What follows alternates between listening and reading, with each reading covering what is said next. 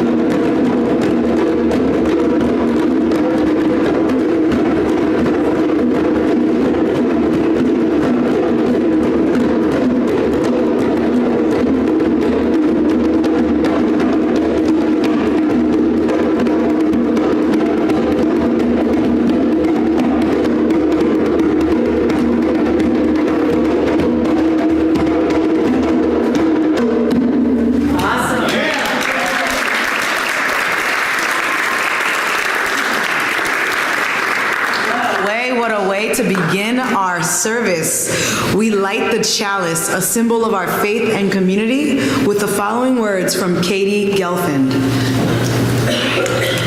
We light our chalice as a symbol of gratitude as we celebrate the abundance of our lives together. In this sanctuary, we harvest bushels of strength for one another and offer our crop with the hands of compassion and generosity. In the authentic and gentle manner of our connections, we cultivate a simple sweetness to brighten our spirits. May we be grateful for the ways we nourish and uplift each other, for it is the sharing of this hallowed time together that sustains us.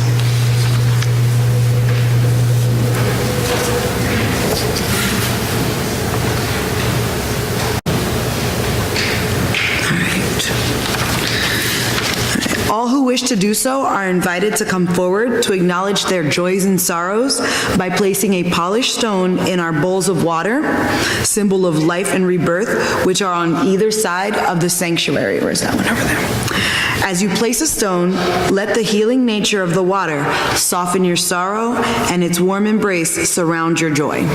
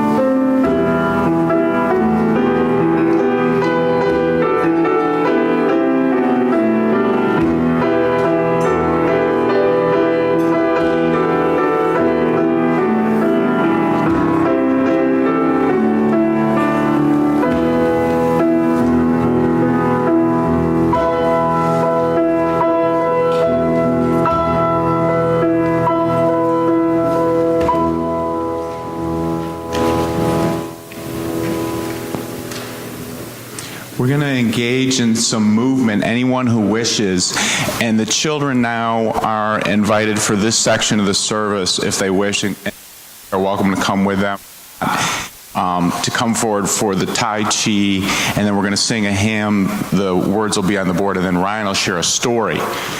So children, you're invited to come up with me, and everyone, I'm going to invite you all to movement, so you may want to move to a space where you have room, including to extend your arms. So you can stand up or go in an aisle.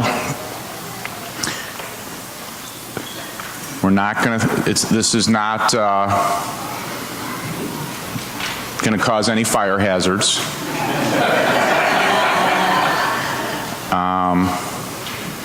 Okay, so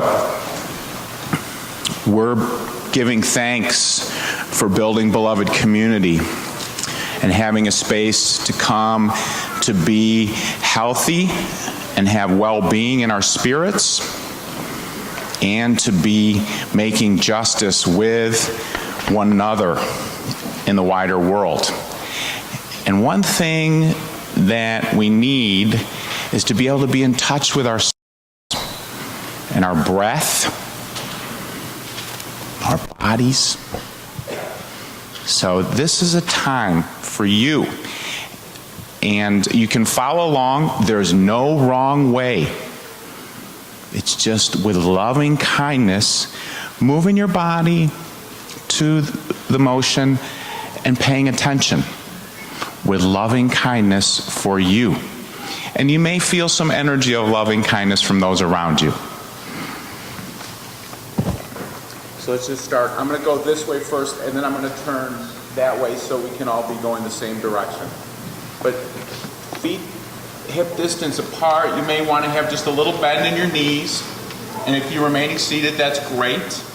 No problem. Follow as you wish. But just arms up and down.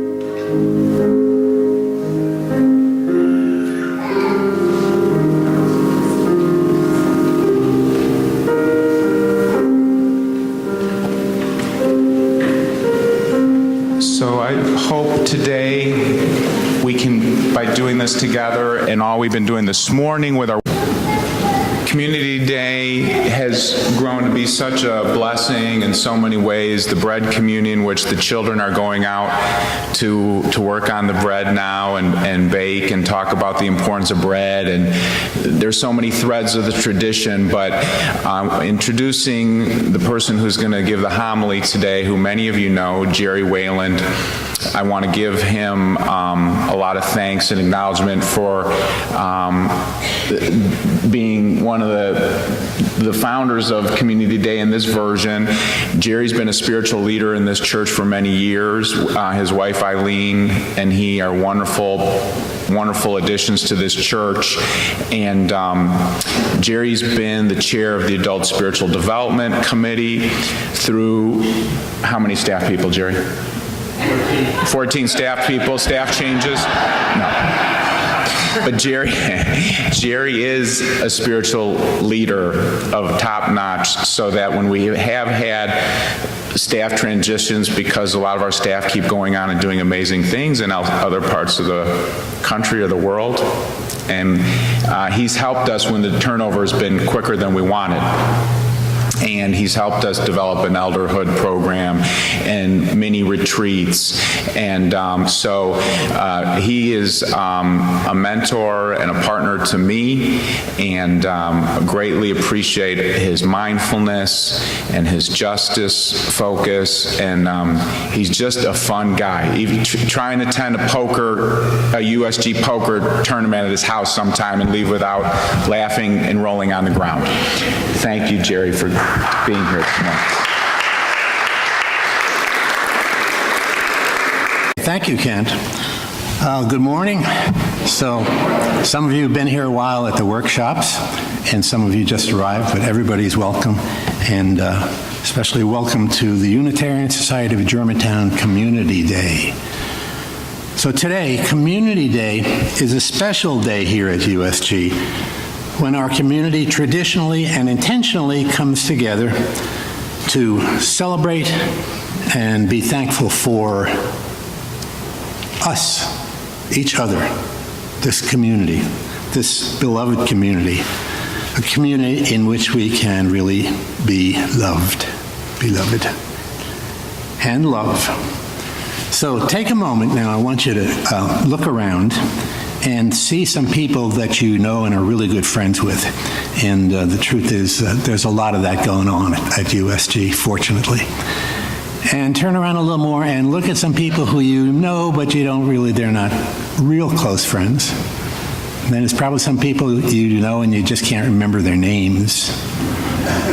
And there's some new people you've never seen before, because everybody's welcome. And since Kent already broke the taboo, to the degree you're comfortable, why don't you get out of the pews and do a couple of handshakes and some hugs and tell people your name and mingle around a little bit and just up and at them. Get out there. Get out there.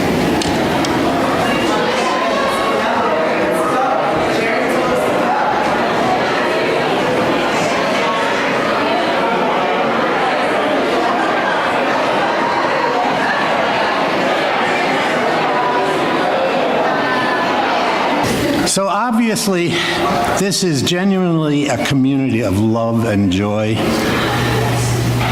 but it is also, like any family, sometimes a place of stress.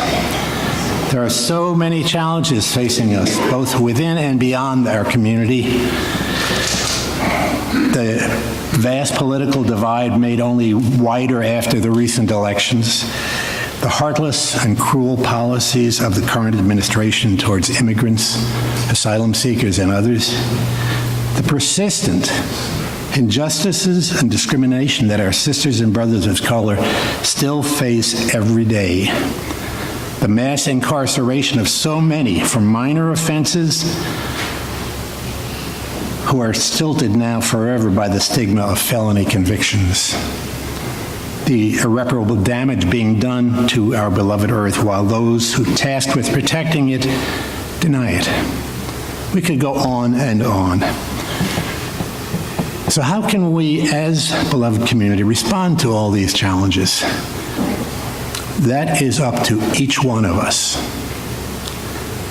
where we feel called to action or witness, what path we choose, how and how fast we walk it. Each of us has our own story, our own life, our own experience that calls us and guides us on that path. But we also have a very powerful source of strength all around us, and that is our very own beloved community. For in that community, we can find and learn the power of true compassion, the compassion we so dearly need as we go forth and engage on our journeys. To engage not only with anger and outrage, justified as they may be, but also with the care and compassion without which we can only see others as others. And in that same community, we can also find the strength of compassion for each other. Where does that compassion come from? From listening.